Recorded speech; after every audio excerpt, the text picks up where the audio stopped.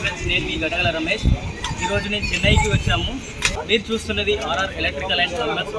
So దీంట్లో first time నేను ఇక్కడ చెన్నై వచ్చాను కాబట్టి ఇక్కడ కొత్త కొత్త విషయాలు తెలుసుకున్నాను.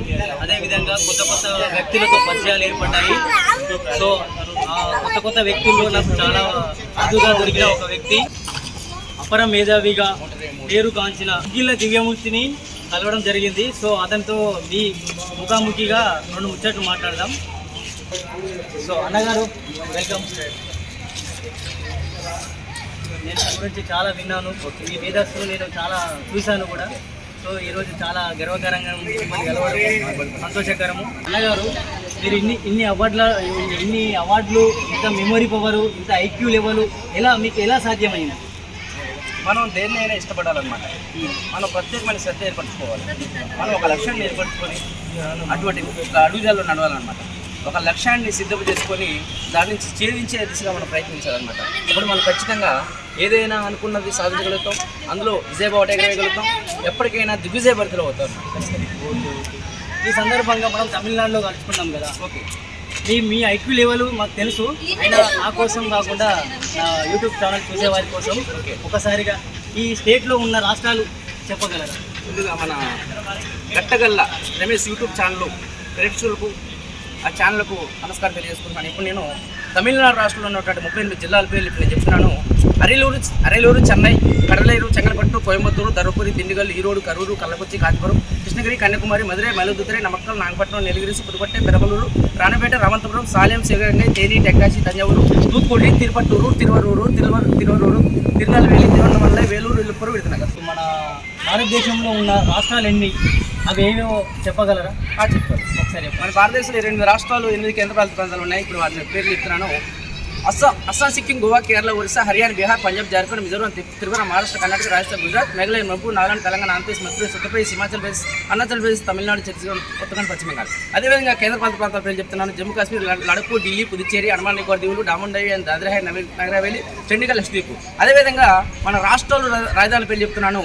అస్సాం, డిస్పూర్, సిక్కిం, గ్యాంగ్టాక్, గోవా, పనాజీ, కేరళ, త్రివేంద్రం, ఒరిస్సా, భువనేశ్వర్, హర్యానా, చండీగఢ్, బీహార్, పాట్నా, పంజాబ్, చండీగఢ్, జార్ఖండ్, రాంచీ, మిజోరాం, ఐజ్వాల్, మహారాష్ట్ర, ముంబై, కర్ణాటక, బెంగళూరు, రాజస్థాన్, జైపూర్, గుజరాత్, గాంధీనగర్, మేఘాలయ, షిల్లాంగ్, నాగాలాండ్, కోహిమా, తెలంగాణ, హైదరాబాద్, ఆంధ్రప్రదేశ్, అమరావతి, మధ్యప్రదేశ్, భోపాల్, ఉత్తరప్రదేశ్, లక్నో, హిమాచల్ ప్రదేశ్, సిమ్లా, అరుణాచల్ ప్రదేశ్, ఎటనగర్, తమిళనాడు, చెన్నై, ఉత్తరాఖండ్, డెహ్రాడూను, పశ్చిమ బెంగాల్, కోల్కతా. అదేవిధంగా మన ప్రపంచంలో ఉన్నటువంటి ఇప్పుడు అన్ని దేశాలపై చెప్తున్నాను. Afghanistan, Albania, Algeria, Andorra, Angola, Antigua, Barbuda, Argentina, Armenia, Aruba, Australia, Asia, Azerbaijan, Bahamas, Bahrain, Bangladesh, Barbados, Belarus, Belgium, Belize, Bhutan, Bolivia, Bosnia, Argentina, Botswana, Brazil, Brunei, Bulgaria, Burkina Faso, Burma, Burundi, Cambodia, Cameroon, Canada, Cape Verde, Central African Republic, Chad, Chile, China, Colombia, Comoros, Congo Democratic Republic of the Congo, Republic of the Costa Rica, Cote d'Ivoire, Croatia, Cuba, కొరకాస్, Cyprus, Egypt, Denmark, Djibouti, Dominican Republic, East Timur, Egypt, Salvador, Ecuador Guinea, Eritrea, Estonia, Ethiopia, Fiji, Finland, France, Gabon, Gambia, Georgia, Germany, Ghana, Greece, Canada, Guatemala, Guinea Bissau, Guyana, Haiti, వందర, సంగేర్, Iceland, India, Indonesia, Iran, Iraq, Israel, Italy, Jamaica, Japan, Jordan, Kazakhstan, Kenya, Kiribati, Kosovo, Kuwait, Kyrgyzstan, Laos, Latvia, Lebanon, Lesotho, Libya, Liechtenstein, Lithuania, Luxembourg, Macau, మాల్దోనియా, Madagascar, Maldives, Malaysia, Mali, Malta, మైస్లాండ్స్, Micronesia, Mexico, Moldova, Monaco, Mongolia, Montenegro, నౌవియా, Nauru, Nepal, Netherland, ఉజ్లాండ్, Nicaragua, Nigeria, north Korea, North Macedonia, Oman, Pakistan, Palau, Papua New Guinea, Paraguay, Philippines, Portugal, Poland, Portugal, Qatar, Romania, Russia, Rwanda, Saint Kitts, Nevis, Saint Lucia, Saint Vincent and Grenadines, Samoa, San Marino, Saudi Arabia, Senegal, Serbia, Seychelles, Sierra Leone, Singapore, Slovakia, Slovenia, Solomon Islands, South Africa, South Korea, South Sudan, Spain, Sri Lanka, Sudan, Switzerland, Swaziland, Sweden, Syria, Taiwan, Tajikistan, Tanzania, Thailand, Togo, Trinidad and Tobago, Tunisia, Turkey, Tuvalu, Turkmenistan, Uganda, Ukraine, United Arab Emirates, United Kingdom, United States of America, Uruguay, Uzbekistan, one of the Vatican City, Venezuela, Vietnam, జిమాన్. Super నిజంగా చెప్తున్నా bro. మీ మేధస్సుకు hands off. చాలా సంతోషం.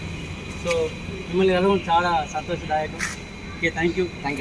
మా viewers కోసం మీరు మేధస్సును ఏ విధంగా పెంపొందించుకోవాలనే దానిపైన ఒక 2 నిమిషాలు. ఇప్పుడు జ్ఞాపకశక్తి గురించి నేను కొన్ని అంశాలని కొత్తగా రాశాను.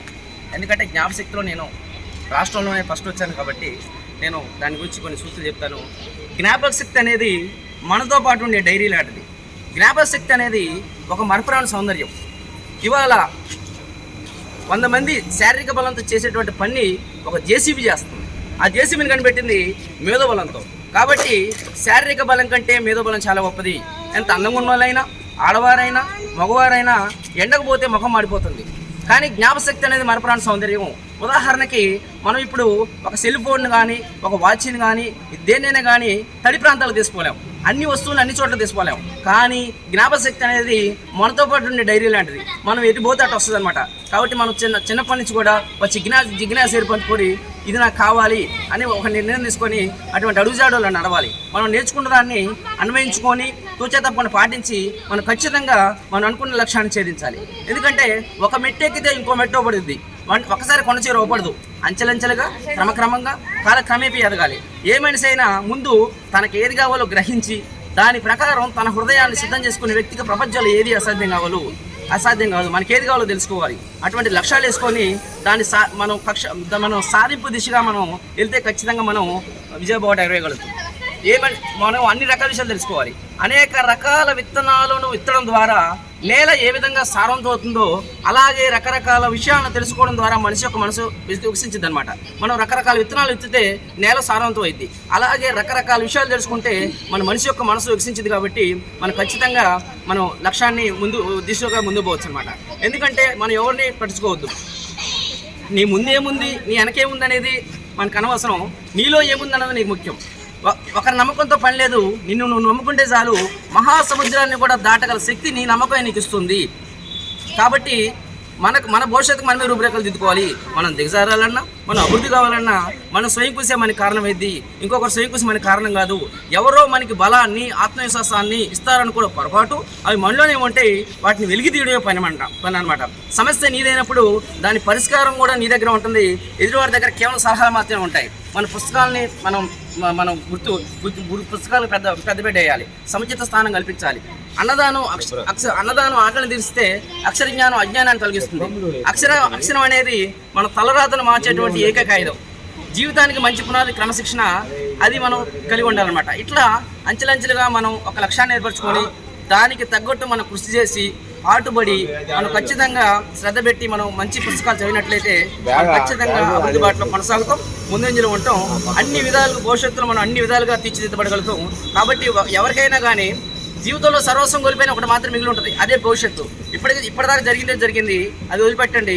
భవిష్యత్తు అనేది మనకి ఎప్పుడూ మిగిలే ఉంటుంది. కాబట్టి ఆ భవిష్యత్తులో మనం ఒక నినాదాన్ని ఏర్పరచుకొని, ఒక లక్ష్యాన్ని ఏర్పరచుకొని ఆ విధంగా ముందుకు కొనసాగితే మనం అంచెలంచెలుగా విజయబాట ఎగరేయగలిగి ముందుకు వెళ్ళగలుగుతామని కోరుకుంటూ ఈ యూట్యూబ్ ఛానల్ ప్రేక్షకులు కూడా ఈ ఛానల్ ఆదరించాలని తెలియజేస్తాను.